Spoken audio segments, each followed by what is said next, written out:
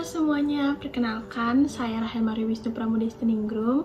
Jadi kali ini saya akan menceritakan pengalaman saya di tahun 2032 ini dan perjalanan saya untuk mencapai tahun 2032 ini bagaimana. Jadi di tahun ini, sebelum saya menceritakan diri saya di tahun 2032, mundur sedikit saya akan menceritakan diri saya kenapa sih saya bisa lulus profesi, kenapa saya melanjutkan diri saya untuk menjadi apoteker di salah satu rumah sakit di Lombok ini. Saya lulus pada tahun 2029 di Universitas Bumigora, sarjana farmasi. Dan di saat itu saya berpikir langsung untuk melanjutkan profesi saya dan tidak mau menunggu lama-lama karena saya ingin cepat-cepat bekerja, ingin cepat-cepat bahwa ilmu saya agar tidak hilang dan tidak lupa. Dan astungkare saya bisa melanjutkan profesi saya di tahun 2030, di tahun selanjutnya. Saya melanjutkan profesi saya di Universitas Udayana di Bali. Dan di saat itu banyak sekali rintangan saya untuk melanjutkan perkuliahan saya, dan banyak rintangan saya untuk bisa sampai lulus dan menjadi apoteker. Astungkare Tuhan berikan saya jalan pada tahun 2031 saya lulus sebagai apoteker, dan astungkare di tahun berikutnya di tahun 2032 saya langsung bekerja di salah satu rumah sakit di Kota Mataram. Bidang farmasi yang saya tekuni saat ini adalah farmasi klinis, karena farmasi klinis adalah pelayanan kepada pasien dan konseling kepada pasien, menyiapkan obat itu secara langsung, secara tatap muka dengan pasien.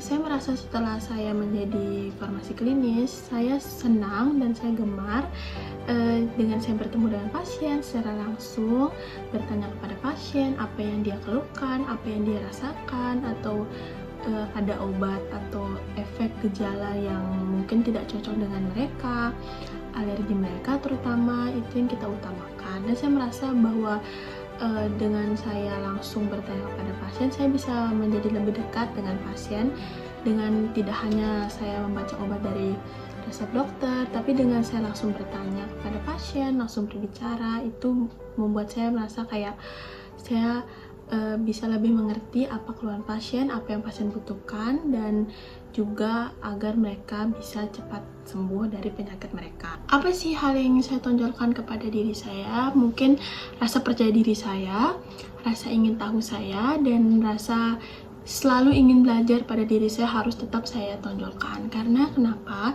Dalam farmasi dan dalam dunia apoteker juga, dari kita masuk kuliah sampai kita tua pun kita harus tetap belajar, karena banyak sekali perkembangan obat yang akan ada setiap tahunnya, dan apa saja sih obat yang mungkin lebih efektif lagi pada diri seseorang, diri pasien, dan apa sih obat yang mungkin lebih alternatif yang bisa menjadi opsi kedua kepada pasien yang mungkin tidak cocok dengan obat yang pertama.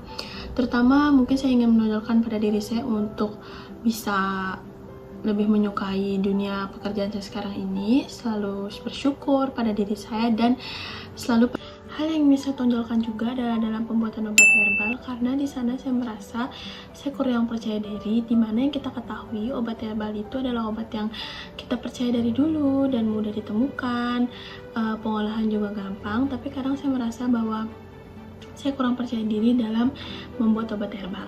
Acuan bekerja saya dapat dilihat di sini. Di sini adalah Permenkes nomor 72 tahun 2016 tentang standar pelayanan kefarmasian di rumah sakit. Acuan bekerja saya juga dapat dilihat di sini. Ini adalah peraturan pemerintah Republik Indonesia tahun 20 tahun 1962 tentang lafal sumpah janji apoteker. Apa sih kegiatan saya sebagai apoteker di rumah sakit? Yang pertama, saya selalu memisahkan lembar rekons pasien yang sudah pulang. Dan yang kedua, saya melakukan CPPT untuk bahan visit pasien. Dan yang ketiga, saya melakukan tulis obat-obatan rawat pasien inap. Dan yang keempat, saya biasanya melakukan rekonsiliasi obat pasien. Dan jangan lupa, saya selalu mengecek suhu penyimpanan obat. Dan yang kelima, saya selalu menyiapkan bahan untuk visit. Dan yang keenam, melakukan visit pasien. Di visit pasien ini biasanya kita akan mendengar keluhan pasien, apa yang mereka rasakan, apa yang mereka merasa kurang cocok dengan obatnya. Kita bisa tahu, dan bisa semisalnya obat tersebut telah mereka konsumsi dan mereka mengalami gejala alergi, itu bisa kita koreksi dan bisa kita berikan obat yang lebih aman untuk mereka gunakan. Dan setelah kita melakukan visit kepada pasien, biasanya saya menginput CPPT pasien berdasarkan hasil rekonsiliasi dan visit. Dan selanjutnya, saya selalu membantu depo untuk menyiapkan obat. Dan selanjutnya, terakhir, saya menyiapkan obat dan memberikan obat kepada pasien. Oke, di penutup video ini saya akan berterima kasih kepada diri saya untuk bisa bertahan sampai saat ini. Dan bagi kalian yang nonton video ini, semoga kalian selalu semangat, selalu punya tujuan juga untuk selalu berusaha dan mencapai tujuan kalian sebagai apoteker. Dan di video ini saya berterima kasih juga kepada dosen saya yang telah memberikan tugas ini dan memberikan teguran juga kepada saya. Dengan saya membuat video ini, saya bisa tahu bahwa apa sih tujuan saya untuk selanjutnya dan menyadarkan saya pada tahun 2032 bisa saja apa yang saya bicarakan di video ini menjadi terwujud, dan saya selalu berdoa bahwa apa yang saya lakukan saat ini selanjutnya selalu bisa terwujud. Terima kasih. Dadah.